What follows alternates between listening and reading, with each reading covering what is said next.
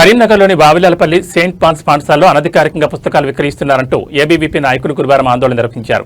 పాఠశాలలో నిలవించిన పుస్తకాలను బయటకు తీసుకొచ్చి నిరసన వ్యక్తం చేశారు. సమాచారం అందుకున్న పోలీసులు అక్కడికి చేరుకుని ఆందోళన చేస్తున్న ఏబీవీపీ నాయకులను అదుపులోకి తీసుకుని పోలీస్ స్టేషన్కి తరలించారు.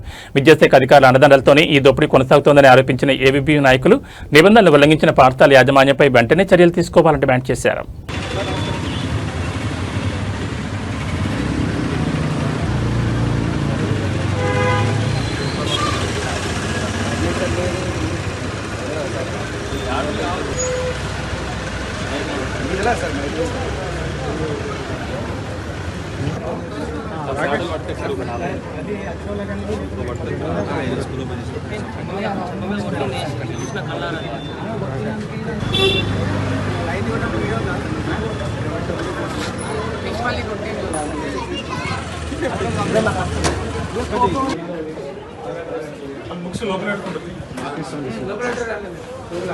మీరు ఎవరు ప్రెస్ అండి?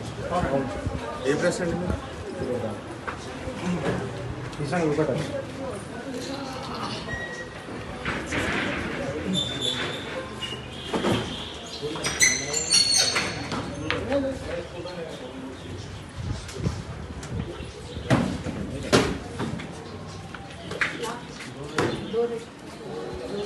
ఏ ప్రెస్ అండి?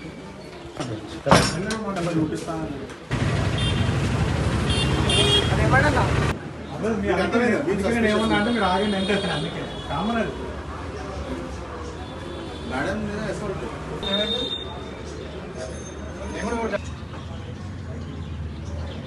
ఈరోజు కరీంనగర్లో ఉన్నటువంటి సెయింట్ పాల్ స్కూలు ఈ యొక్క ప్రభుత్వ నియమ నిబంధనలకు విరుద్ధంగా ఈరోజు ఇష్టానుసారంగా ఈ యొక్క ప్రభుత్వ నిబంధనలు తుంగలో తొక్కుతూ ఈ యొక్క అకాడమిక్ ఇయర్ ఈ నెల 15వ తేదీ నుంచి ప్రారంభం అవుతుంటే ఈరోజు 12వ తేదీ నాడు ఈరోజు ప్రారంభం చేసి విద్యార్థుల దగ్గర నుండి తల్లిదండ్రుల దగ్గర నుండి ఈరోజు వేలకు వేలు లక్షల ఫీజులు వసూలు చేసే విధంగా ఈరోజు పాఠ్యపుస్తకాలు అమ్ముతూ ఉన్నారు.